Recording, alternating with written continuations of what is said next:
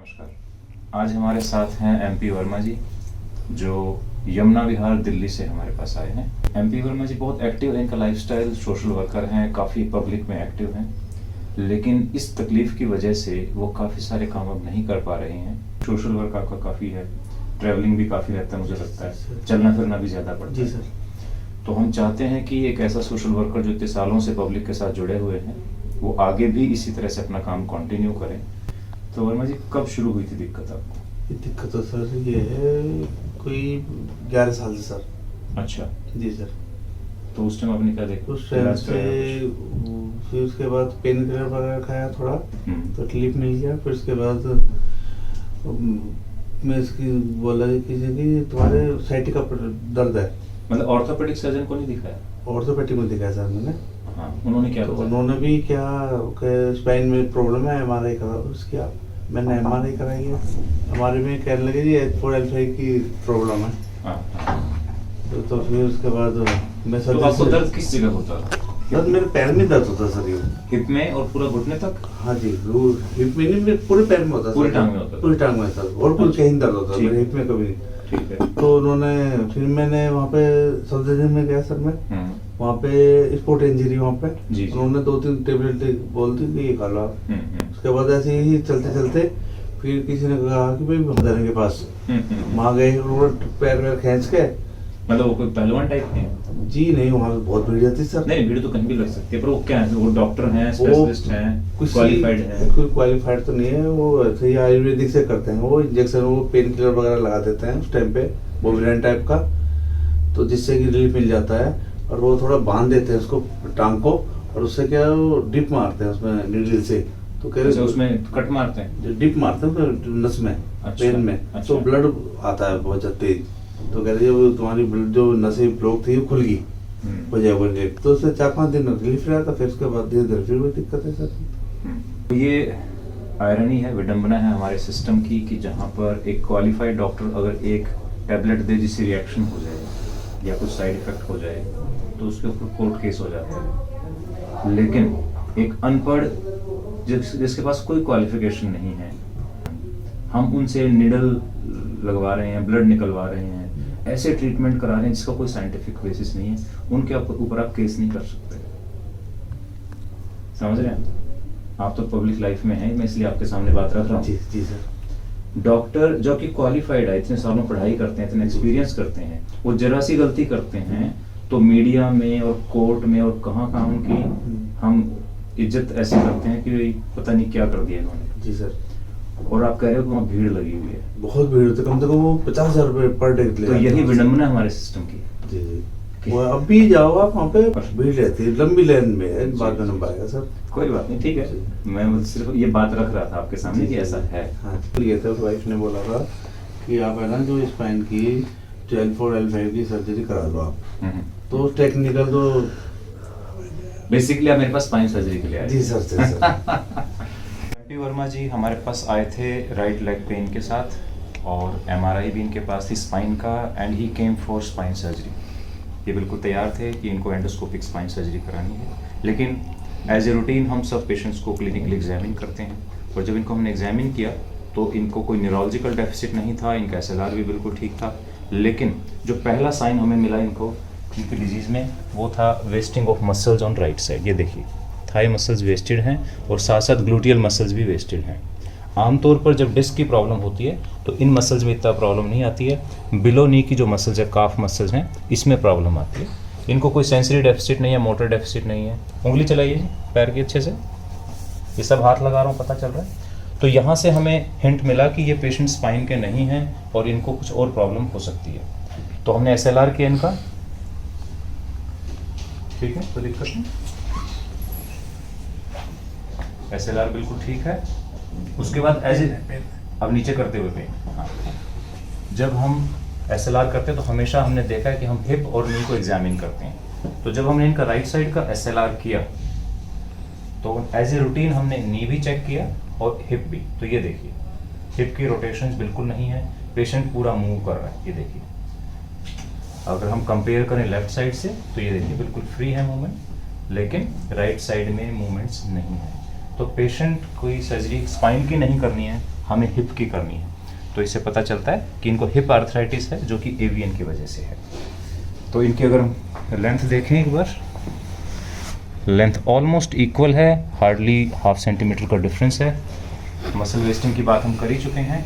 कितना पैर बाहर निकाल सकते हैं, ये देखिए अबडक्शन भी लिमिटेड है, जस्ट 10 डिग्री 20 डिग्री। इससे कंपेयर करिए, ये देखिए ये पैर पूरा बाहर 45 डिग्री तक जा रहा है, लेकिन ये पैर सिर्फ 20 डिग्री। उसके बाद पेल्विस पूरा मूव कर रहा है इनका। This is the importance of proper clinical examination. हम सिर्फ एमआरआई के बेस पे या एक्सरे के बेस पे पेशेंट का ट्रीटमेंट डिसाइड नहीं कर सकते। स्वामी दयानंद के भी पर्चे सर? जी जी जी, गवर्नमेंट के भी, वहीं पर जीटीबी के भी है। उन्होंने क्या बताया? वही स्पाइन की बात, स्पाइन सर्जरी जी, स्पाइन का ही।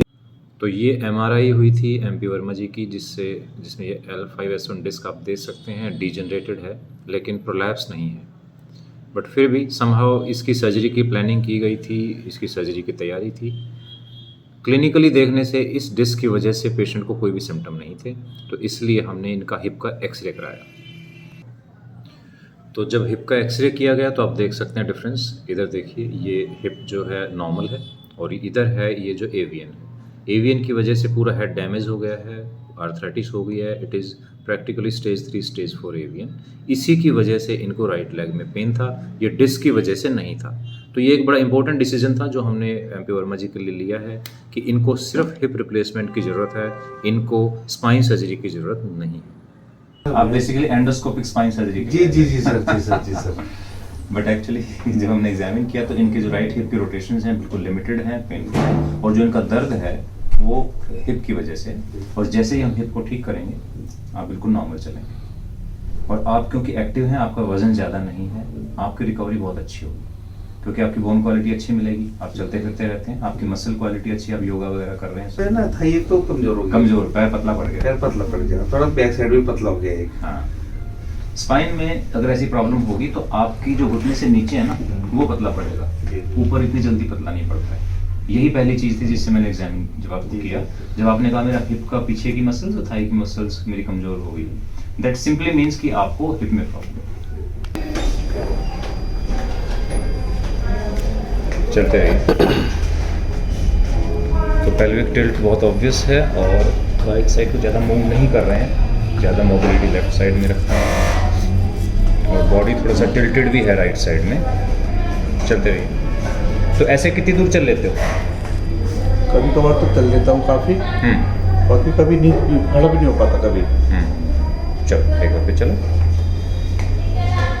तो that is a typical picture of late AVN, जब आर्थराइटिस शुरू हो जाती है ग्रेड 3 ग्रेड 4 में।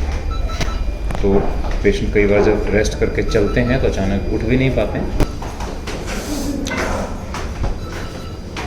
सीढ़ी चढ़ने में थोड़ा सा दिक्कत आती है, मतलब राइट पे जब वेट डालते हैं तो थोड़ा सा झटका लगता है। एक बार फिर करो।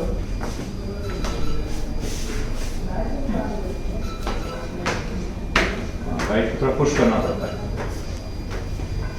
आ जाइए, आ जाइए। और बैठो।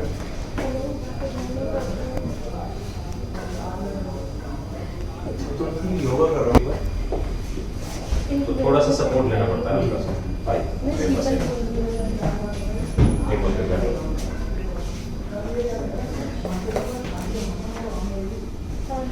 थोड़ा सा कंट्रोल करके बैठते हो। आइए एक बार फिर।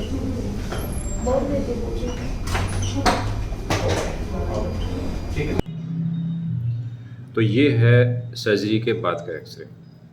तो इसमें आप देखेंगे कि ये नॉन सीमेंटेड हमने कप यूज़ किया है। बोन क्वालिटी बहुत अच्छी है, क्योंकि वर्मा जी बहुत एक्टिव रहे हैं, काफ़ी चलते फिरते हैं, एक्सरसाइज भी करते हैं, तो इसकी वजह से हमें स्क्रू लगाने की ज़रूरत नहीं है।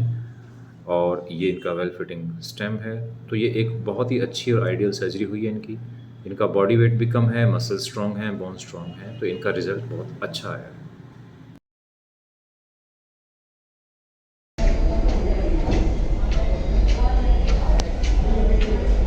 वापस जाइए।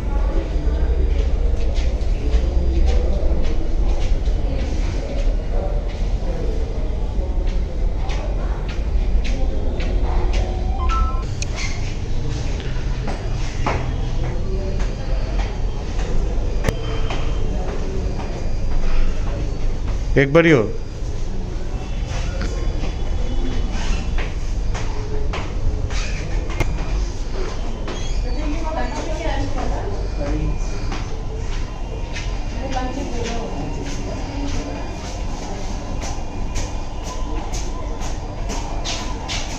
नीचे वर्मा जी का एग्जामिनेशन कर रहे हैं हम सर्जरी के 6 वीक्स के बाद, 1.5 महीने के बाद। लेग लेंथ बिल्कुल इक्वल है। पहले ये लेग थोड़ा छोटा था, लेकिन अब लेग लेंथ इक्वल आ गई है। मसल वेस्टिंग अभी थोड़ा सा एविडेंट है जैसे पहले था, लेकिन अब इन्होंने चलना फिरना शुरू कर दिया है। डेली 1-2 किलोमीटर चलते हैं रोज। 1 किलोमीटर। तो जैसे जैसे मसल्स यूज़ होंगी ये बिल्कुल नॉर्मल हो जाएगी। मूवमेंट्स देखते हैं तो फ्लेक्शन 90, रोटेशंस काफ़ी अच्छी हैं और अबडक्शन ऑलमोस्ट 30 डिग्री तक आ गई है। और अभी 6 वीक्स हुए हैं, अभी शुरुआत है। जैसे जैसे मसल स्ट्रॉन्ग होगी, जब जॉइंट को ज़्यादा यूज़ करेंगे, ज़्यादा मोबिलाइज करेंगे, मूवमेंट्स और स्ट्रेंथ बढ़ती जाएगी। दोनों घुटने मोड़िए एक बार और कमर को उठाइए एक बार। Absolutely normal. तो that shows the strength and stability of the joint. ठीक है। तो MP वर्मा जी हमारे साथ सर्जरी के 6 हफ्ते के बाद हैं। इनके ब्रदर डॉक्टर SP वर्मा भी साथ में हैं। ये एक ऐसा केस है जिससे हम सबको एक लर्निंग लेनी चाहिए, एक सीख लेनी चाहिए।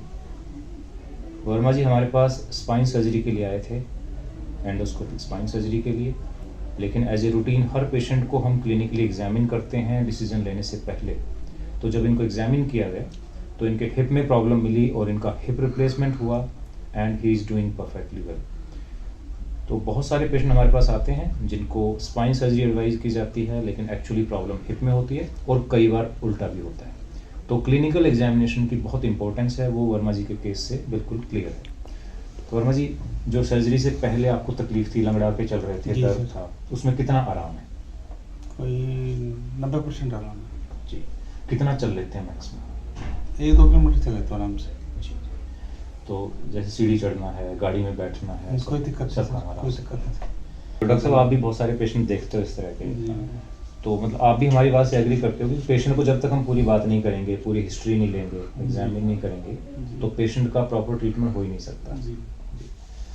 थैंक यू वर्मा जी, आपने हमारे ऊपर यकीन किया, हमारी बात पे यकीन किया और हमारी इंस्ट्रक्शंस को फॉलो किया। तो I wish you all the best. Varma ji एक सोशल वर्कर हैं, बहुत एक्टिव लाइफस्टाइल है इनका, और हमें खुशी है इस बात की कि हम वो एक्टिविटी आपको वापस दे पाए, क्योंकि एक तरह से आपकी जो चलने फिरने की जो ताकत थी वो कम हो गई थी। आप मैं जाते नहीं था, शादी वादी में भी जाता था, हाँ। पेन रहता था मेरे को बहुत ज़्यादा। कहीं थोड़ी दूर चला तो मैं बैठ जाता था, ऊपर चढ़ने में दिक्कत होती थी। कम से कम 9 से 11 साल से सर जी। तो दैट इज़ द बेसिक, जो एक सर्जन और एक सर्जिकल टीम का जो सबसे बड़ा रिवॉर्ड है वो यही है कि हमारे पेशेंट अपनी नॉर्मल ज़िंदगी में वापस जाएं और कभी कभी हमसे दोस्तों की तरह मिलते रहें।